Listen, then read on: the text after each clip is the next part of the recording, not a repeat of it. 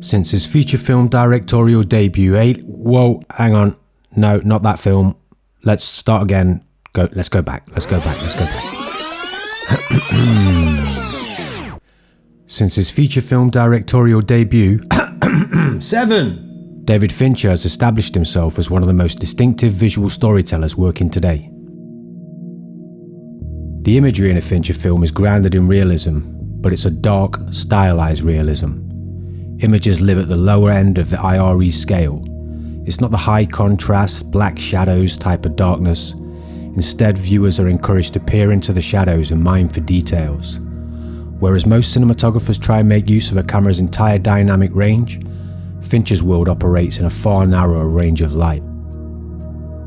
Fincher's use of colour leans towards desaturated yellows and greens, with the only exception being the use of blues.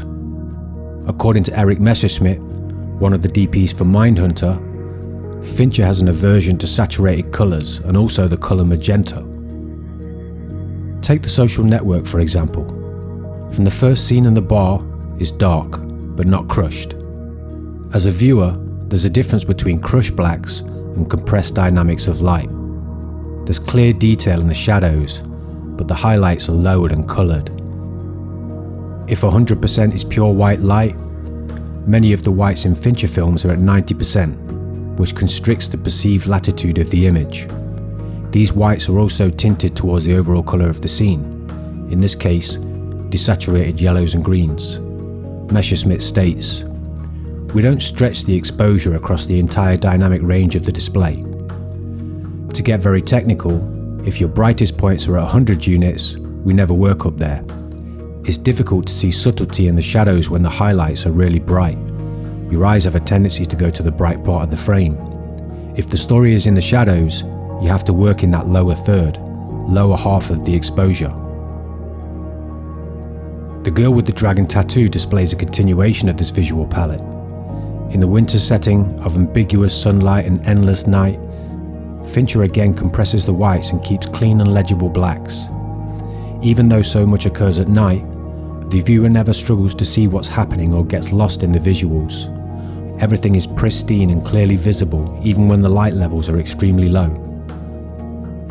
This can be attributed to the ample latitude of the red camera, the careful cinematography of Jeff Cronenworth, and the colour grade itself. The tinting of both orange and blue to entire scenes further blends the colour palette of scenes and delivers a hyper-real look. It's set in the real world, but pushes the boundaries to enhance the drama of the story. Whereas many filmmakers try to find ways to make digital look like film, Fincher has always played to the medium's strength with his use of low-key lighting and heavy use of practical lights, which not only serve as part of the production design, but are often the key lights within the scene. To get the Fincher look on film is possible.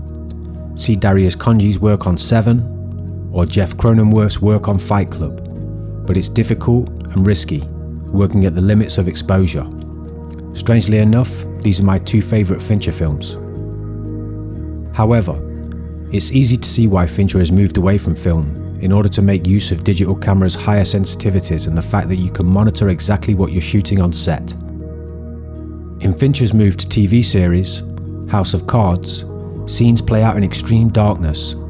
At the inauguration of the president, the scene is played out during the day, but it feels and looks like midnight.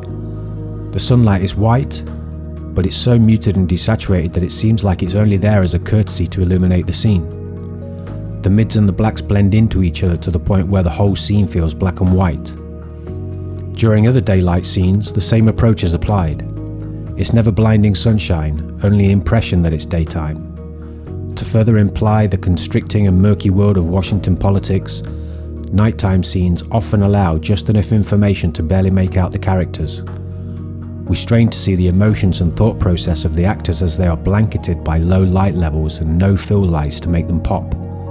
This is a new kind of realism in cinematography where the conventional lighting is thrown out and the onus is on us to extract the information we need from what little we can see. It's enough, but barely. It makes the audience work and pay attention to keep up with the story. Visual darkness represents and defines the cutthroat morality of the series. In Fincher's world, the camera rarely moves, and when it does, it's steady, taking on what the director has previously called an omnipresent quality. Fincher's camera work makes use of pans, tilts, dollies, all of which match the movement of the character on screen. This perfect rehearsed movement creates the illusion of feeling locked in with the character.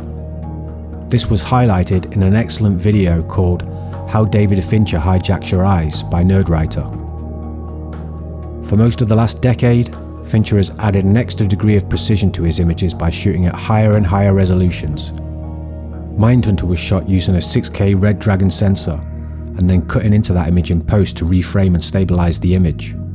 In addition to giving Fincher another crack at getting the exact composition he wants, it allows for the elimination of perfections in the operation of the camera, letting the camera be anonymous in the storytelling process. In short, David Fincher is a true master of filmmaking whose influence is obvious. He's one of the best directors of his generation, and his work will be studied by budding filmmakers and film enthusiasts for years to come. If you like this video, please consider subscribing, stick a like on the video. I've got plenty more videos coming up covering different directors, different cinematography styles, so stay tuned.